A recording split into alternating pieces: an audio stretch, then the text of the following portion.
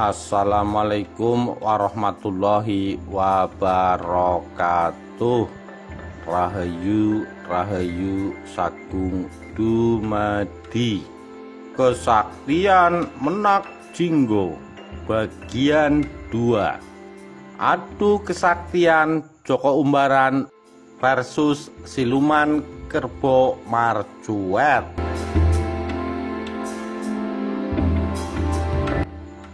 Joko Umbaran memang pendekar sakti yang luar biasa.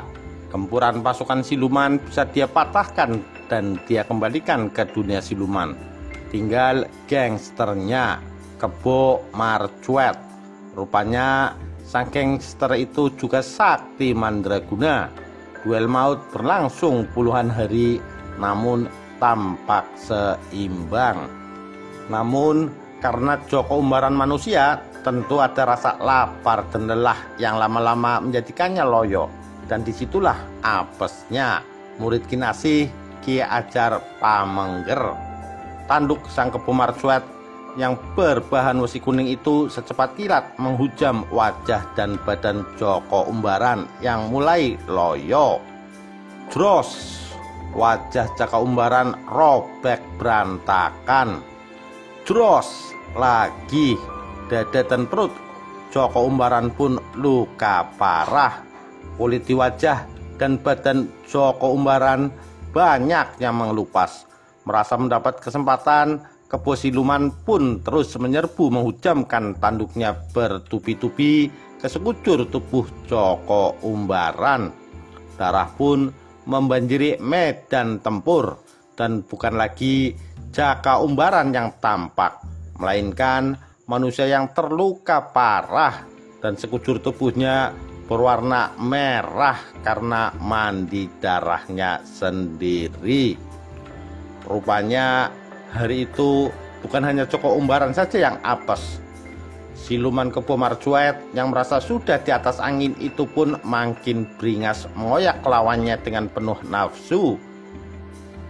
Jaka Umbaran dengan sisa tenaganya ternyata masih mampu menangkap kedua tanduk Kerbo siluman tersebut. Dengan kedua tangannya membetotnya hingga lepas dari kepala sang siluman. Kerbo Marcuet pun ambruk tak berdaya dan akhirnya tewas sebagai kerbo tanpa tanduk. Joko Umbaran pun pingsan kelelahan dan kesakitan yang luar biasa. Namun kedua tangannya tetap dengan kuat menggenggam kedua tanduk siluman tanpa ada yang mampu melepaskannya. Salah seorang lurah yang bernama Ki Lurah Dayun pun iba demi melihat pahlawan yang malang itu. Lantas menggendongnya dan membawanya ke rumahnya. Dirawatlah sang Joko Umbaran di rumah Dayun hingga sembuh semua lukanya. Tanpa nyadar, ternyata dua tanduk siluman yang digenggamnya telah berubah wujud. Yang satu menjadi gada wesi kuning dan yang lainnya menjadi pedang Sokayana. Setelah sembuh, Joko Umbaran pun bukan lagi pemuda tampan yang gagah perkasa, melainkan mirip siluman hidup dengan wajah dan badan sekujur tubuh cacat menyeramkan dan berkulit merah. Maklum, ketika itu belum ada operasi plastik, sehingga kulit yang mengelupas setelah sembuh berwarna merah muda atau merah jambu, yang dalam bahasa Jawa disebut jingga. Dia pun malu mengaku sebagai Jaka Umbaran, mengira tidak bakalan dipercaya oleh keluarga dan kerabatnya. Maka ketika ditanya Dayun, dia menyebut namanya Menak Jinggo. Setelah dirasa sudah cukup pulih tenaga dan pikirannya, Menak Jinggo pun segera berkemas untuk menduduki pendopo Kabupaten Grati, menjadi bupati di sana sesuai dengan yang dijanjikan dalam sayembara. Bukannya pamitan dengan Dayun, melainkan Dayun sekeluarga ikut serta diboyong ke istana kabupaten, dijadikan lurah istana sekaligus punokawan kinasih. Meskipun cacat dan berwujud seram, Menak Jinggo hidup bahagia. Bagaimana tidak? Dia kini adalah seorang bupati yang terhormat dan dicintai rakyatnya karena keberhasilannya mengusir pasukan siluman yang kejam. Selain itu, dalam keseharian dia juga didampingi oleh dua wanita cantik yang menjadi istrinya, yaitu Wahita dan Puyengan.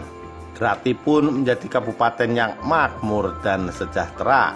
Namun, untuk mengenang kisah pertempurannya dengan pasukan siluman hingga banjir darah, maka nama Grati dia rubah menjadi Blambangan, yang artinya kubangan merah darah.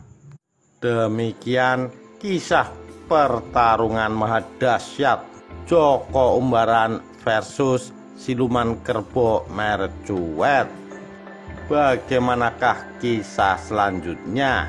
Apakah Joko Umbaran yang kini telah berubah nama menjadi Menak Jinggo akan dapat menjadi bupati yang baik? Kita nantikan kisah selanjutnya di episode yang akan datang. Sekian, terima kasih. Wassalamualaikum warahmatullahi wabarakatuh. Rahayu, Rahayu Sagung Dumadi.